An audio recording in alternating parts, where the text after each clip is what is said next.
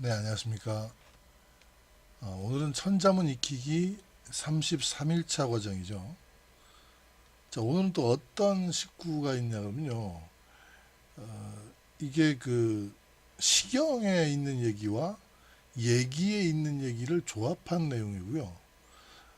시경에 있는 얘기 중에서 일부분을 뽑아오고 예기에 있는 말 중에서 일부분을 뽑아왔는데 중요한 거는 이제 일반 사람들의 그러니까 일반 학자분들 또 인터넷을 통해서 찾을 수 있는 그런 해석들과 제가 이렇게 하는 해석이 좀 반은 틀립니다. 반은 좀 다르고 또 반은 맞고 그렇습니다. 그러니까 잘 한번 보시고 저는 항상 말씀드리지만 인터넷에서 이렇게 볼 수 있는 많은 학자분들이 하는 해석이 맞고요.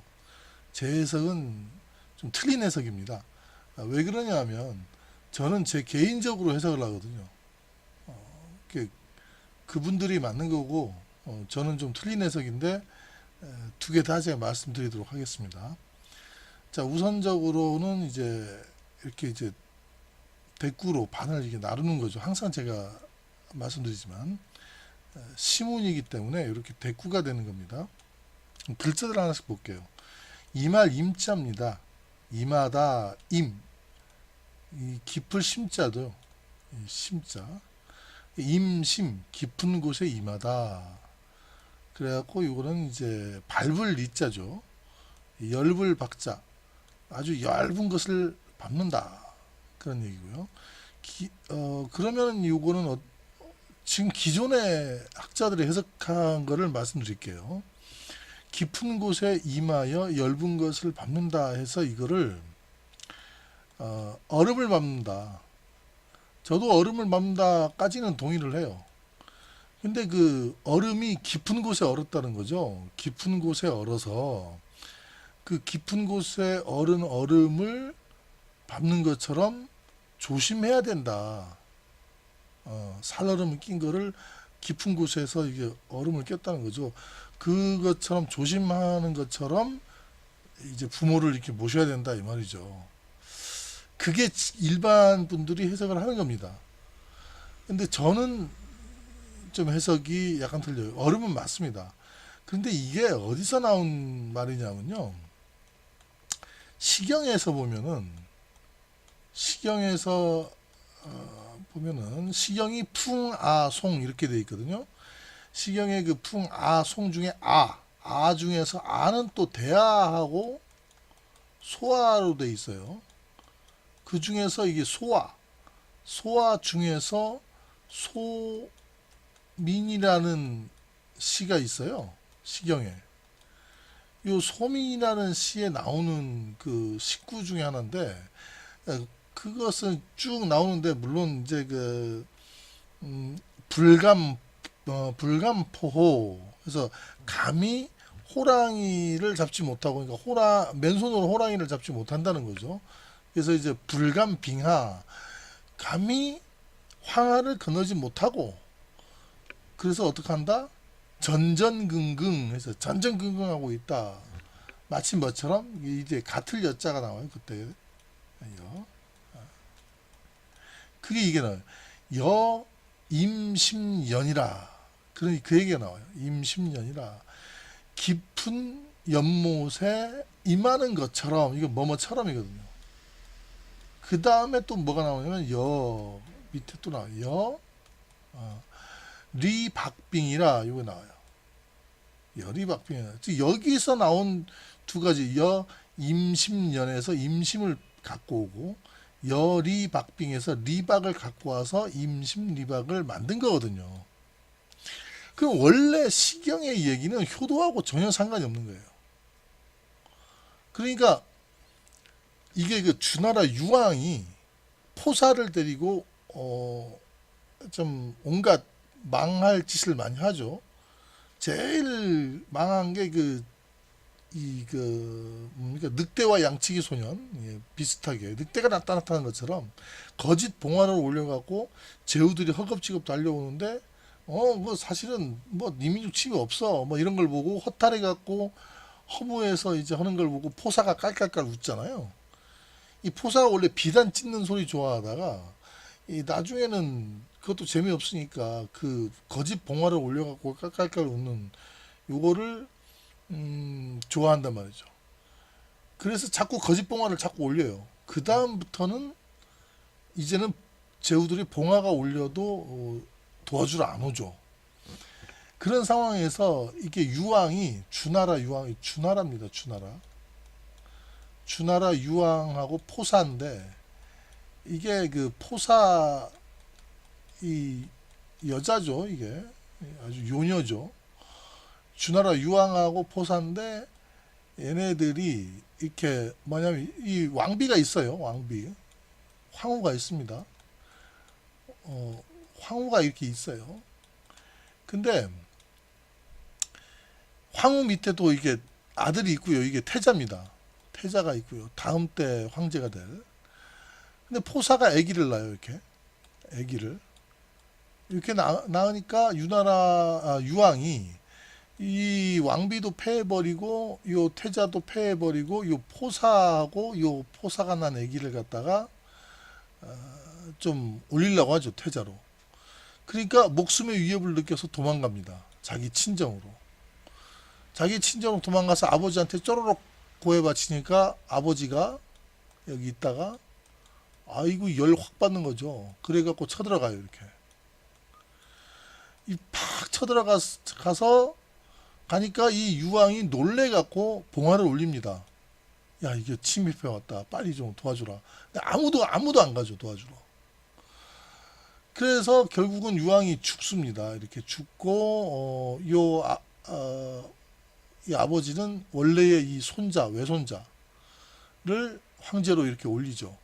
황제로 올리니까 이미 난장판 된 상황에서 그래서 이때 수도를 낙양으로 옮깁니다. 낙양으로 이렇게 옮기는데 이게 이제 주나라가 여기까지를 동주 시대라 그러고 요 태자가 이렇게 낙양으로 옮길 때부터는 춘추 시대가 시작되는 거죠. 어쨌든 뭐 역사가 이런데 뭐 제가 역사 얘기를 하고 싶은 게 아니고 요때 당시에 그러니까 요 원래 황후의 아빠가 딱 쳐들어갔을 때 이게 이제 호랑이라고 표현하는 거죠. 그러면 그 시경에서 하는 얘기는 그거거든요. 이 유황과 포사를 약간 비꼬는 그런 겁니다. 그러니까 불감포호 감히 이 호랑이도 잡지 못하고 그다음 도망도 못 가는 거예요.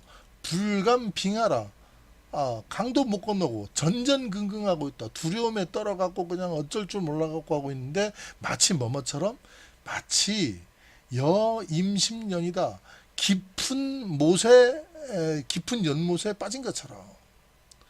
그러니까 지금 임심이라는 거하고 리박이라는 거는 다른 문장이에요.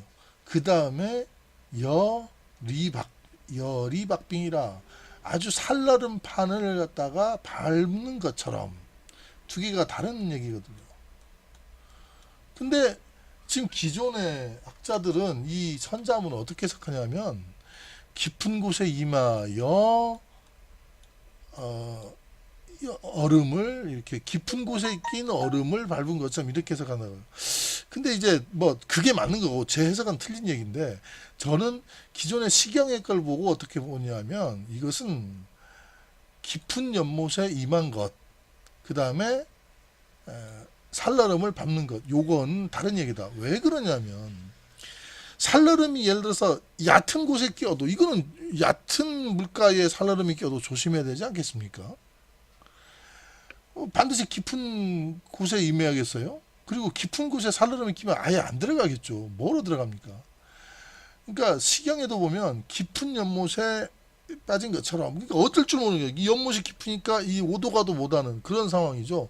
주나라 유황이 그때 당시 그런 상황이었다는 거죠. 살얼음을 낀 것을 이제 밟은 것처럼. 그래서 이거 두 개는 좀 독자적으로 다른 얘기다. 그런 얘기죠. 그 다음에는 요게 이제 일찍 숙자입니다. 요건 일어날 흥자고 요 따뜻할 온자 요건 이제 맑을 청자죠. 요것도 보면은요 이게 어떻게 돼? 요거는 학자들이 어떻게 하냐면 일찍 일어나서 요게 따뜻함과 서늘함, 말글청은 서늘하다는 뜻도 있으니까 따뜻함과 서늘함을 챙긴다. 뭐 이렇게 이제 해석을 해요. 그런데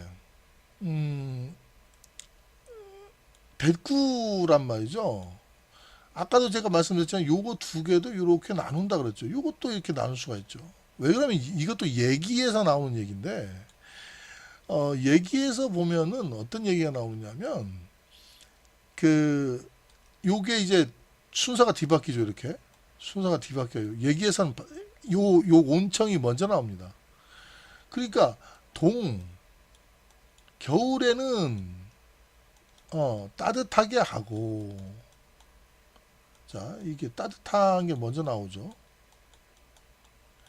여름에는, 그러니까 겨울에는 따뜻하게 하고 당연히 여름에는 시원하게 했죠. 여기에 이가 나와요. 동온 이하청이라.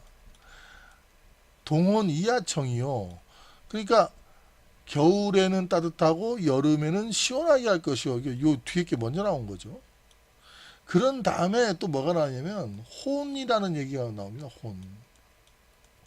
저녁 혼자거든요. 혼정이요. 혼정 이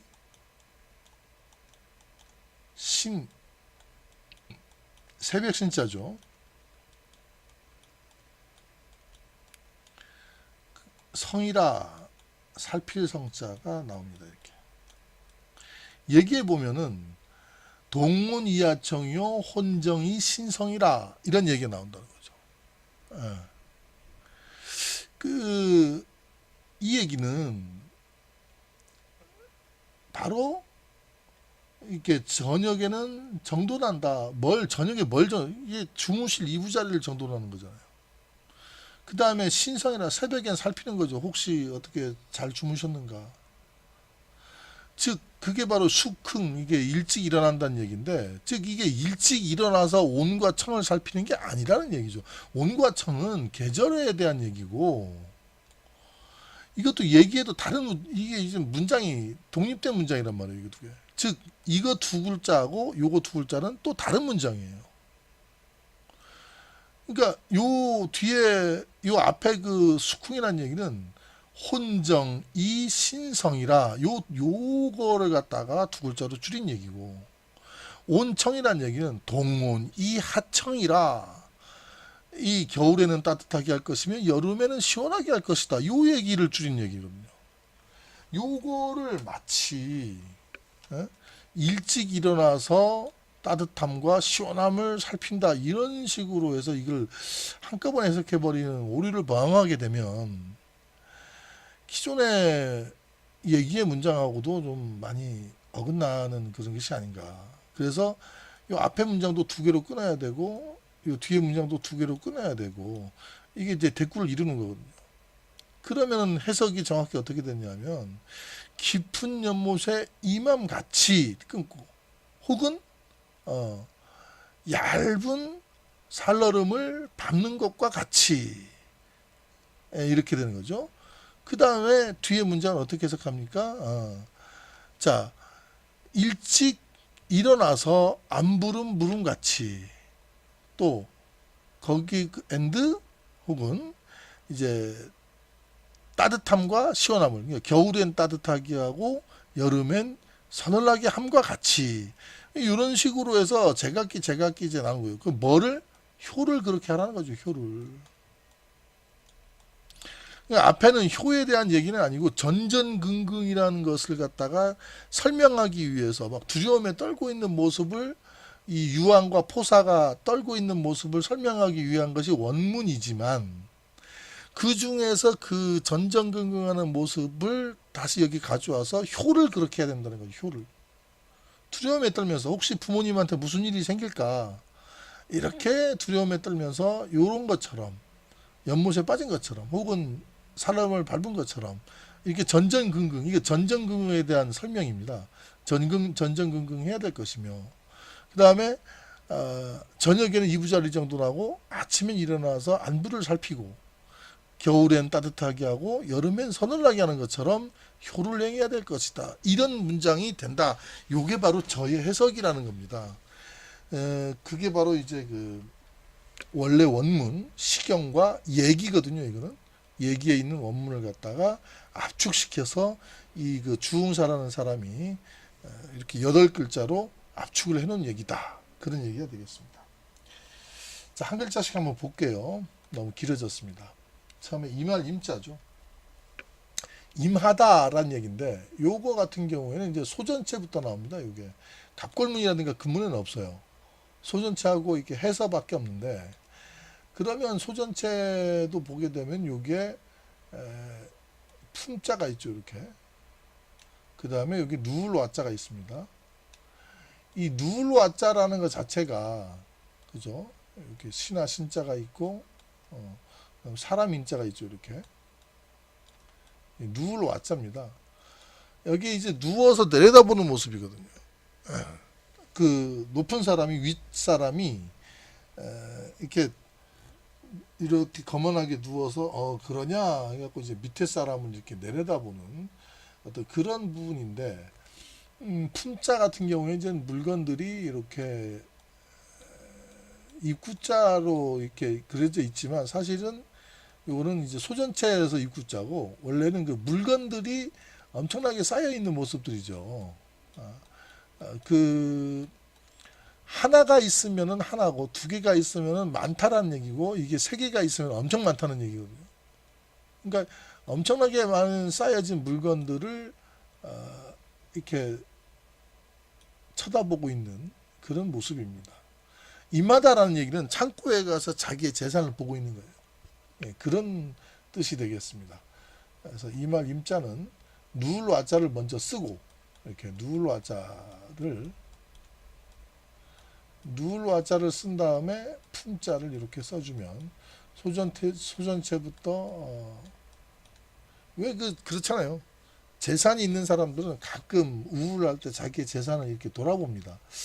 저도 우리 집이 부자는 아니지만 아버지가 어릴 때 이게 참 그게 왜 그러나 싶기도 했었는데 꼭 이렇게 아버지가 우울할 때는 저를 데리고 이렇게 우리 집 밭을 돌아보러 좀 다녔었어요.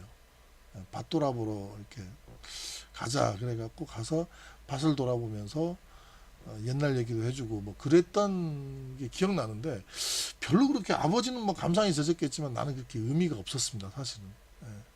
물론 그 재산은 지금 하나도 안 남아 있고요. 제가 다 말아먹어갖고 물론 이제 뭐 제가 말아먹은 건 아니지만 어찌됐든 제가 웃자고 하는 얘기입니다. 그래서 이말 임자 그러니까 자기 재산을 이게 보는 거 이말 임자였습니다. 그 다음에 볼게요. 기풀 심자입니다. 기풀 심자 같은 경우에는요. 지금은 물 숫자가 있지만 이 갑골문을 보게 되면요. 이게 손이거든요. 손에 이 불입니다. 불. 횃불을 갖고서 이렇게 동굴 속을 들어가고 있는 모습이죠. 이렇게 동굴이죠. 횃불을 갖고 여기 왜 횃불을 안 겨눠놨나 모르겠네. 여기 횃불이 이렇게 있죠.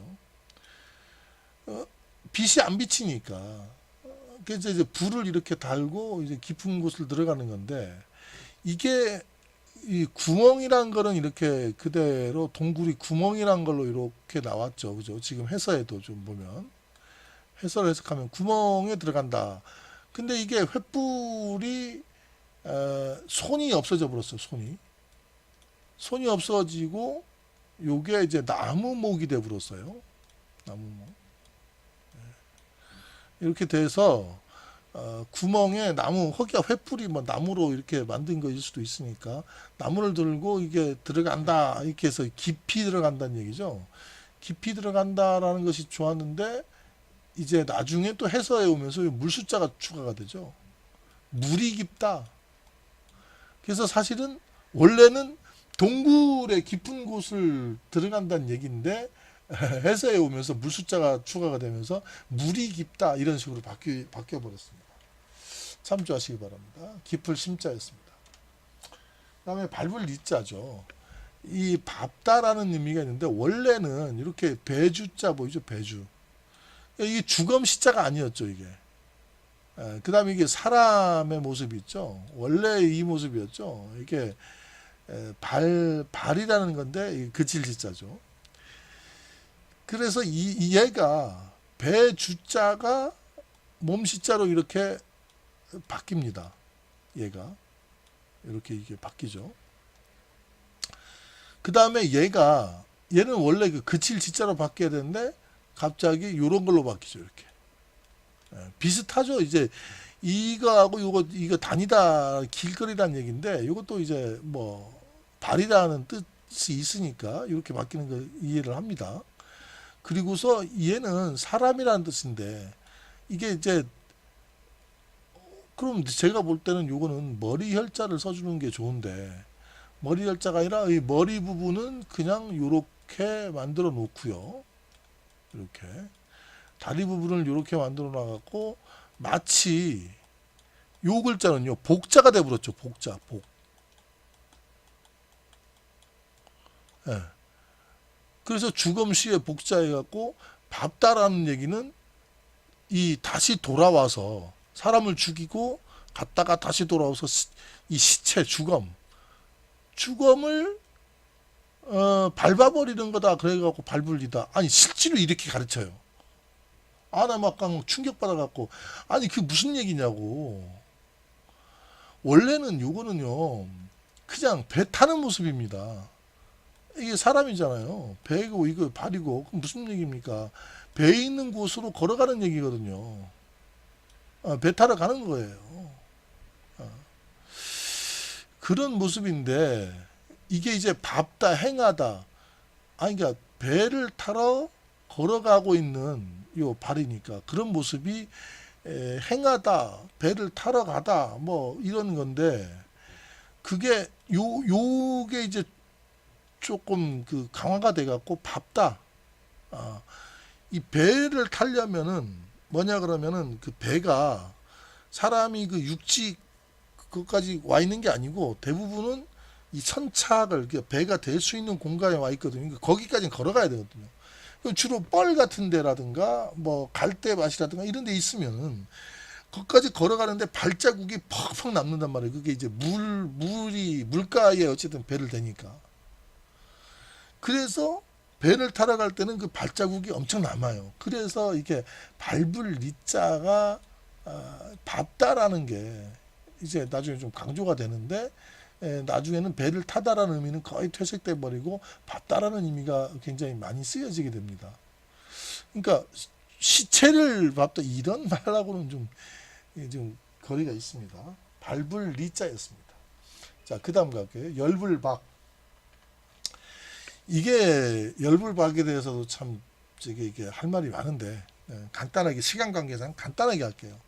열불박보다 이게 펼칠 박자거든요. 이게 그러니까 이 풀초자 밑에 있는 거 지금 요 글자를 보세요. 요 글자 보면 요 풀초자라고 돼 있는 거 밑에 보면은 이렇게 이제 물 숫자가 있고요. 이렇게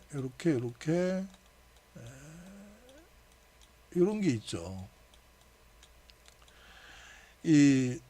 요게 이 밭에서 이게 요 밭이거든요. 밭에서 요거는 이제 풀을 얘기하는 겁니다.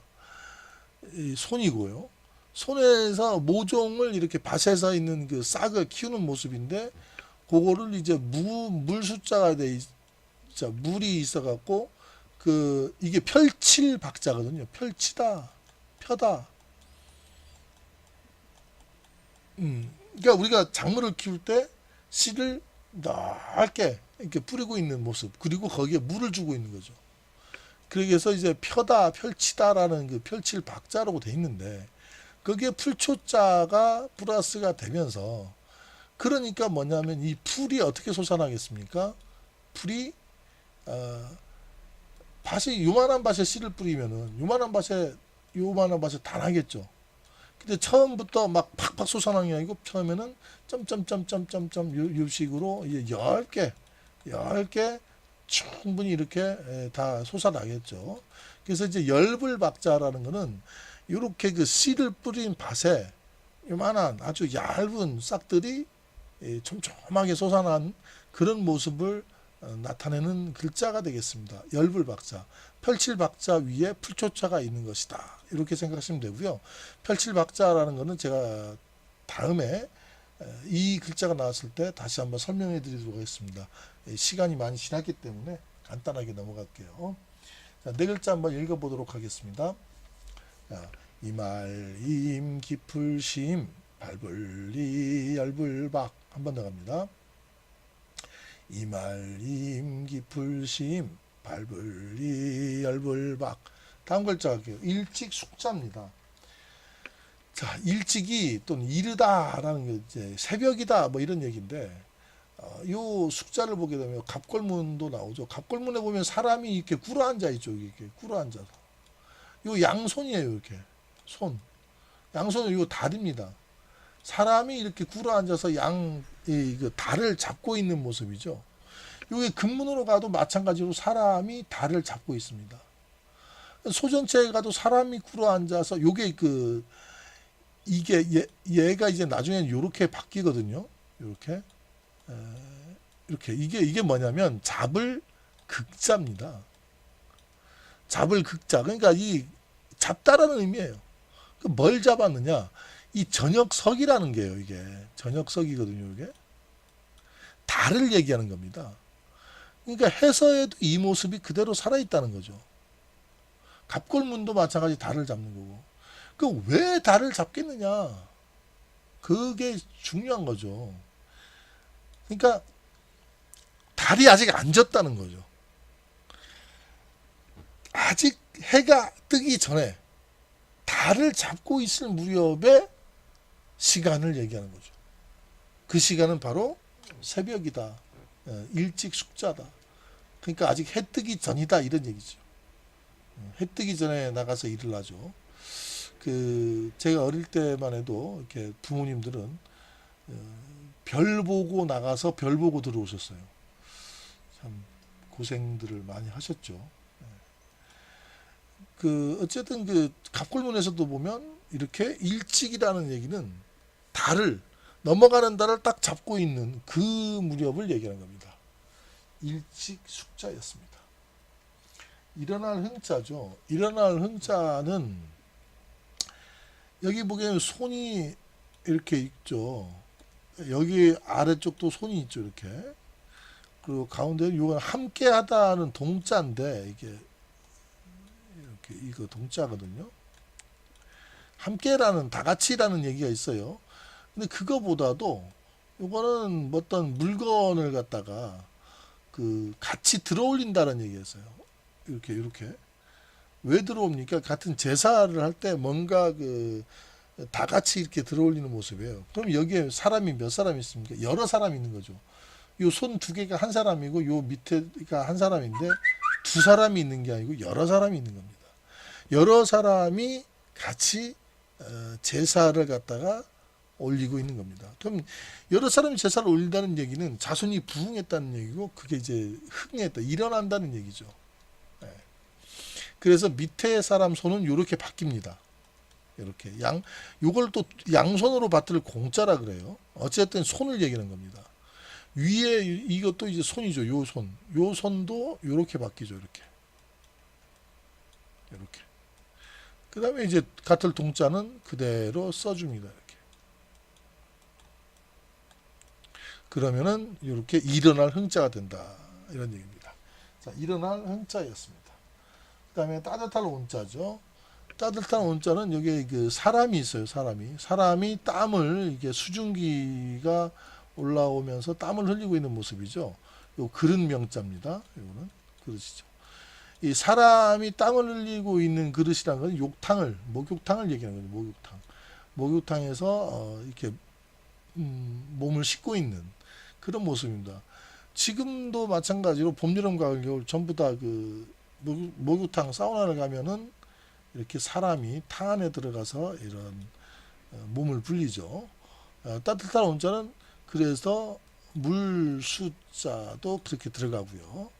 요거는 뭐 죄수라는 얘기인데 그냥 이건 사람이라고 생각하시면 됩니다. 이게 목욕하고 있는 사람이 요 탕 안에 이렇게 탕 안에 들어가 있다. 이게 바로 따뜻한 온자다 생각하시면 되겠습니다. 마지막 글자입니다. 맑을 청자. 이건 참 제가 할 얘기가 많아요. 요 밑에 보면은요, 요게 붉을 단자입니다. 붉을 단자는요, 이렇게 쓰거든요. 갑골문으로는 이렇게 해서 점을 이렇게 그어 놓습니다. 이 붉을 단자예요. 경면주사라는 광석을 얘기하는 겁니다. 이 경면이라는 거를 빼더라도 밑에 주사라는 게 붉은 광석이거든요. 이렇게. 왜냐하면 이게 신성력이 있어요. 신성력이 있어갖고 지금도 부적을 쓸 때는 경면주사로만 씁니다. 그 다음에 이게 경면주사가 독성이 있어요. 독성. 지금도 바퀴벌레라든가 이런 게 경면주사로 부적을 써놓잖아요. 여기 가까이도 안 와요. 그래서 이게 예전에도 굉장히 신성한 그런 광석이었죠. 그래서 이제 얘 색깔이 빨갛습니다. 그래서 이제 붉을 단자인데, 그러면 푸를 청자는 왜 붉은 단자가 나오냐 이거예요. 이거를 여기까지는 이제 다 학자들이 이제 일치를 한단 말이에요. 근데 푸를 청자는 그 주인 주자죠. 이게 풀을 얘기합니다. 풀. 이거 보이죠? 원래는 주인 주자가 아니고 이거는 요겁니다. 요 글자인데, 자 어찌됐든 풀이래요. 요렇게 이제 이게 좀 나중에 주인 주자로 바뀌죠. 근데 요거는 날생자입니다. 그러니까 풀이라는 얘기입니다. 맞죠? 파란 풀. 근데 파란 풀이면 됐지 왜 밑에 경면주사를 이렇게 붉을 단자를 써놓고 풀을 청자라고 했느냐. 이거를 갑골문이 이렇게 나오거든요. 요거를 뭐로 해석하느냐 하면 학자들이 이거를 우물이다 이렇게 해석해요. 우물가에서 초목이 자라는 것이다. 나 미치겠습니다 진짜. 저는 대학원에서 문자학을 공부는 했지만 뭐 이렇게 논문 발표도 안 하고 제가 무슨 뭐 그런 입장이다 보니까 조용한데요. 자, 뭐 조용합니다. 그러나 자 보세요. 요거는 경면주사라 그러고 똑같은 글자인데 요거는 우물이라 그러면 일관성이 없잖아요. 이게 이것도 경면주사입니다. 경면주사인데 경면주사는 무슨 얘기냐면 이게 일종의 광산이란 얘기죠. 근데 왜 풀을 청자냐? 이런 풀 색깔을 여기에 플러스 시켜 놓으면서 광산은 광산인데 푸른 돌이 나온다 이게 푸른 돌. 파란 돌이 뭡니까? 파란 돌이. 푸른 돌. 푸른 광석. 뭔지 모르세요?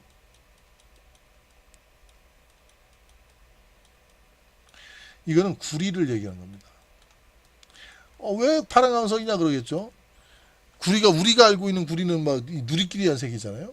근데 뭐 유튜브든 어디든 한번 구글이든 이 그림 이미지 검색해 보세요. 구리 광석은 파란색입니다. 그래서 이게 그럼 구리가 왜 중요했느냐? 청동이요. 청동. 이게 갑골문이 청동기 시절에 만들어졌다 그랬잖아요. 청동은 구리와 이 청동이란 거는요. 구리 플러스 주석이에요. 근데 구리가 거의 80%를 차지해요. 주석은 약 한 20%. 요거를 합쳐서 청동을 만든단 말이에요. 그러니까 거의 대부분 청동에 들어가는 게 구리라는 거죠. 구리가 사실은 이런 경면주사보다도 더 중요한 광석이죠. 근데 경면주사는 이런 뭐 신성, 독성 뭐 이런 게 있기 때문에 신성한 걸로 얘기해 갖고 이 구리보다는 더 중요했죠. 그래서 붉은 단자를 만들어 놓고 그럼 이 광산은 광산인데 요 풀 같은 색깔이 나오는 광산이다. 그래서 이거는 파란 광석이다. 이게 파랗다. 이게 풀을 청자가 나오는 겁니다. 그래서 그러면 이제 물 숫자를 쓰면은, 자, 물 숫자를 쓰게 되면은, 이 물이 보이죠, 물? 어떤 뜻이 되겠습니다? 물이 파랗다는 거죠. 청자는 물론 발음으로 쓰였습니다. 발음으로 쓰였는데, 왜 그러면 하고 많은 청자 중에 이 파란, 푸를 청자를 썼느냐? 물이 파랗다는 거죠. 물이 파랗게, 물이 맑아야 파랗겠죠. 맑지 않으면 뭐 누리끼리 아주 그런 물이 되겠죠. 그래서 이것은 맑다라는 의미인데 나중에 가서 이게 시원하다. 시원하다. 그 시원하다라는 의미로 되고 나중에 더 나아가서는 서늘하다까지 파생이 됩니다. 여기 이제 맑을 정체입니다. 자, 그래서 요거 네 글자를 한번 보도록 하겠습니다. 일찍 쑥 일어날 흥 따뜻할 온 맑을 청. 한 번 더 볼게요. 일찍 쑥 일어날 흥 따뜻할 온 맑을 청. 네, 이렇게 해서 33일차 강의가 이제 끝나게 되는데요. 한번 정리를 하자면요. 이렇게 이제 반을 나눠서 임심, 깊은 연못에 임하는 것과 리박, 얇은 얼음판을 밟는 것처럼, 혹은 숙흥, 일찍 일어나서 안부를 살피고, 그 다음에 겨울의 따뜻함과 여름의 시원함, 겨울은 따뜻하게 해드리고 여름에는 시원하게 해드리는 것처럼 뭐를 해라? 효를 해라. 효를 해라. 그런 얘기가 되겠습니다. 앞에 건 시경에 나오는 얘기고요. 시경 소화에 있는 소민편에 나오는 얘기고요. 뒤에 건 예기에 나오는 얘기가 되겠습니다. 자, 그렇게 해서 이제 보게 되면요.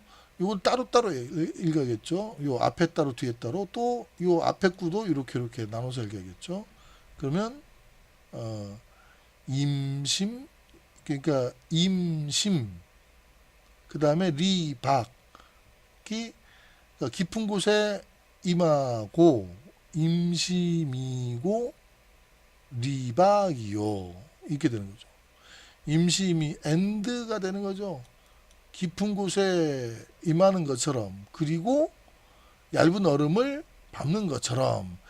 물론 이건 저만의 해석입니다. 학자들은 이렇게 해석 안 해요. 저만 이렇게 해석하는 건데, 근데 틀리지만, 제 해석이 틀리지만 그냥 저는 이렇게 정리한다는 거죠. 그러니까 임심이고 리박이요, 그리고 숙흥, 또 이렇게 저는 또 잘라요.